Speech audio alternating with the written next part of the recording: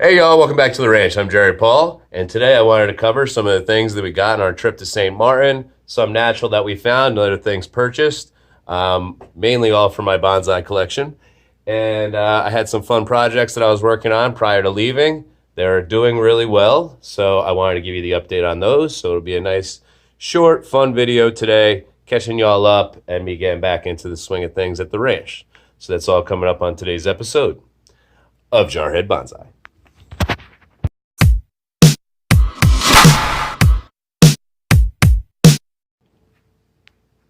All right, y'all. So, if you recall, right before I left, I started all of these amaryllis.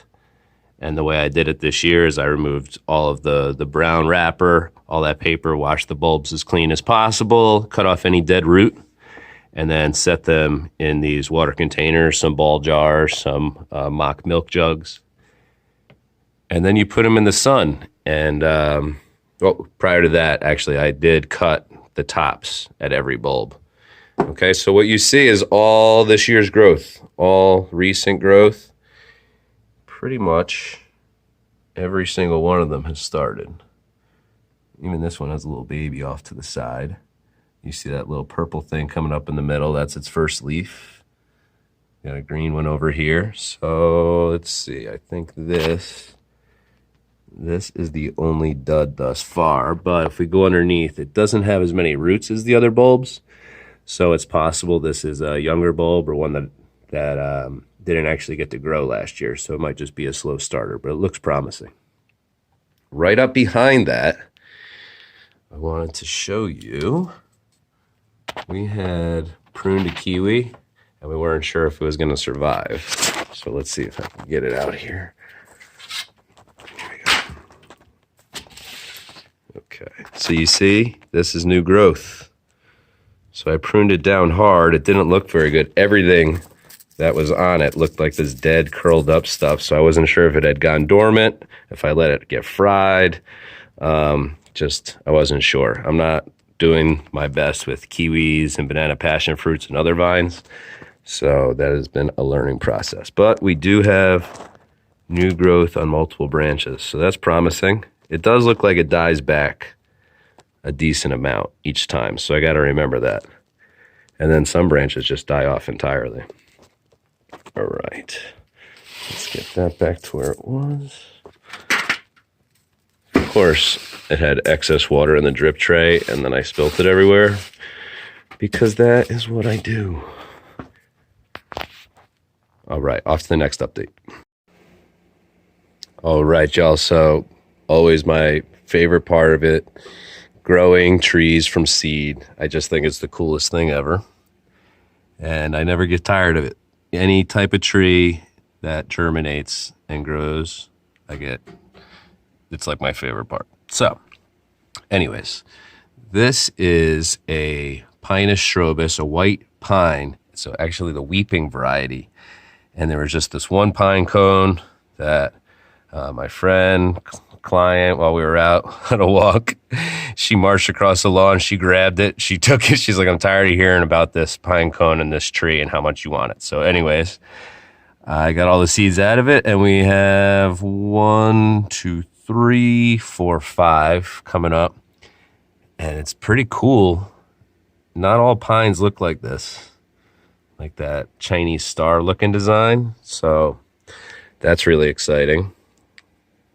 Additionally, this is the one from the Muir Woods, the national forest, with all the giant sequoias and redwoods. And there were 8 seeds, and I have 2 that initially came up, and now another 2 coming up. So 4 out of 8. That's exciting to me as well. I'm actually going to pop that back on the seed mat a little bit. Nothing from the Joshua tree seeds, but that's okay. Here's some of the Italian ones. This is, what is it? A sycamore. That's a sycamore tree. I do not know what. And this is Italian wisteria. So yeah, so that's pretty cool going on here.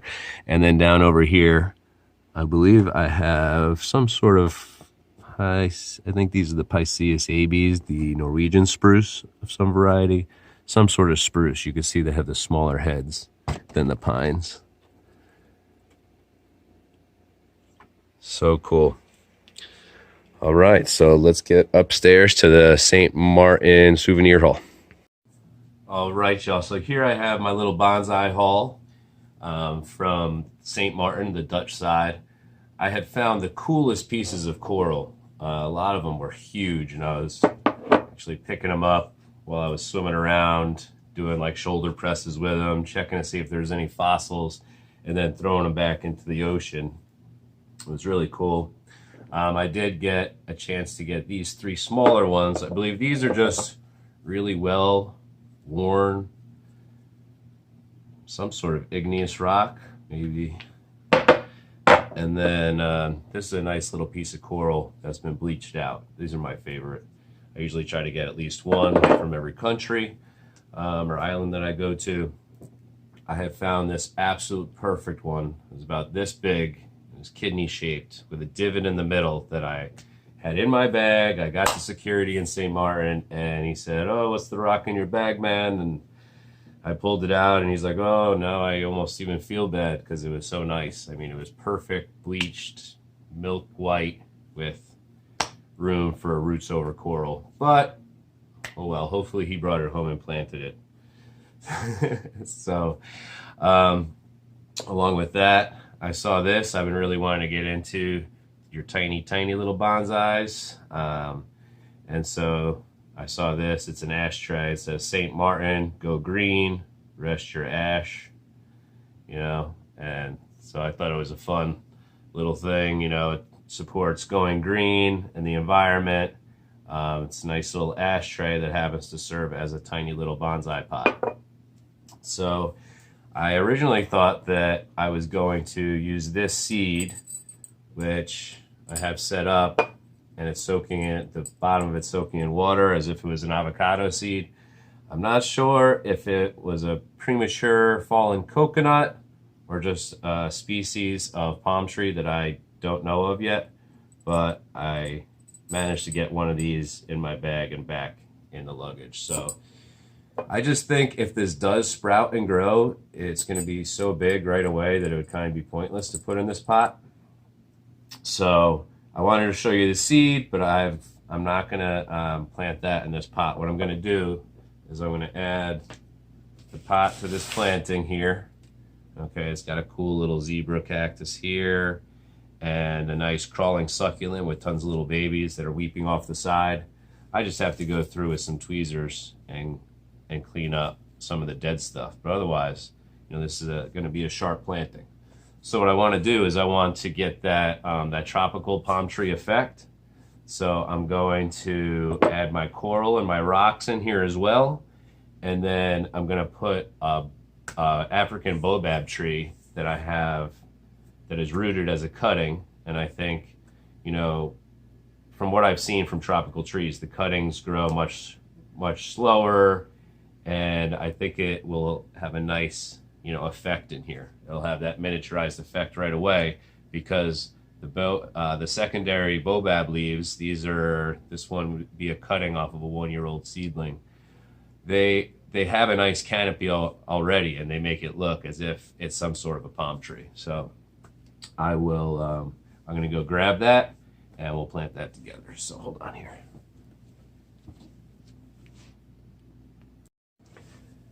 Okay, so yeah, I think I'm gonna like this decision here to go with the African Baobab cutting.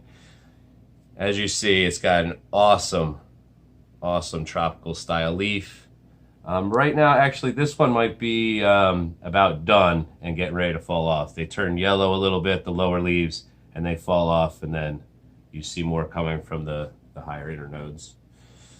So I did this in the worst possible way. I grabbed the cutting and a handful of soil and walked across the room, spilling soil all over the carpet and over here, whatever. Oh, see, it fell off.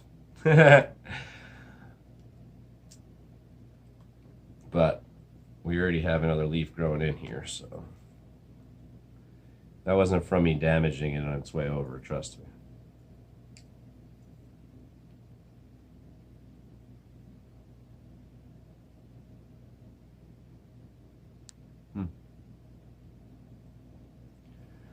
Well, hopefully this thing does well and survives. I thought it was going to be a lot more established with its roots than it is, because it's been a while since I did the cutting, and it's been over there doing its thing. It's even generated new leaves. It hasn't wilted at all or shown any signs of having issues. So we're going to hope for the best here. And, you know, worst case, it doesn't work and we try another plant.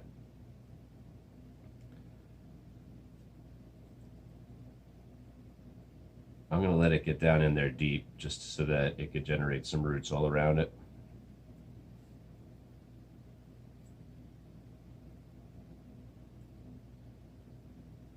Ha!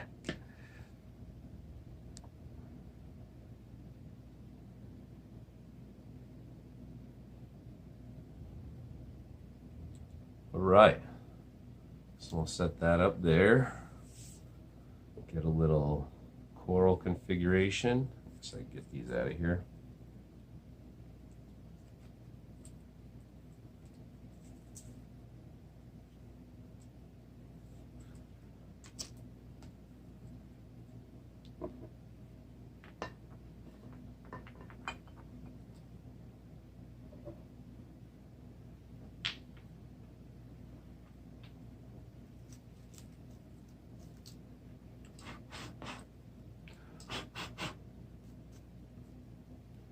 Get some of these crawling up on the stone here. I think that'll look nice. Yep.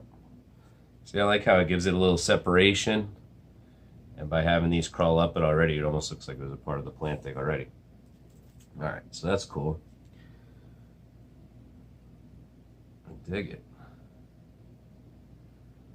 All right, so I think I'll end it by showing you the update on my other on my African Baobab trees, and you'll get the feel for what this one is ultimately going to look like in here.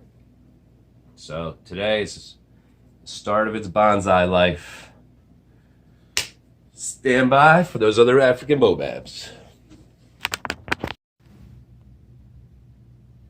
All right, so here in this huge kidney-shaped pot, I guess you would call it, I have 3 Baobab trees grown from seed.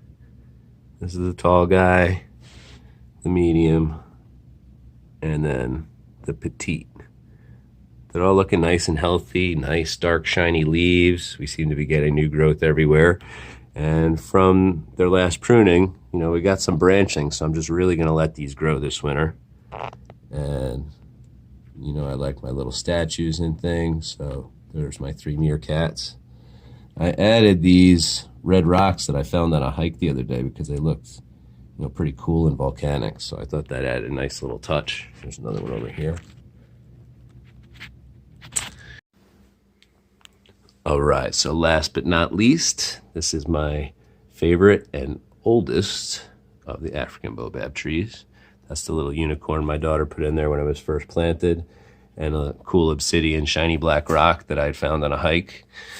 I just love this tree. I love the fact that it comes from Africa. I love how difficult it is to grow, and these leaves are just dynamite. So I think on a small scale, in that tiny little ashtray pot, that little cutting is going to look good for quite some time. So I stand by my decision. So that is going to do it for us today here at the ranch, y'all. I hope you enjoyed me catching you up on all the stuff I brought back from St. Martin. I hope you get a chance to take some holiday and time to rejuvenate for yourself. If you haven't, put that on the top priority this coming New Year. It's the best thing for your health. So I'm going to get up out of here. Done talking about my favorite African Baobab trees. Take care, y'all.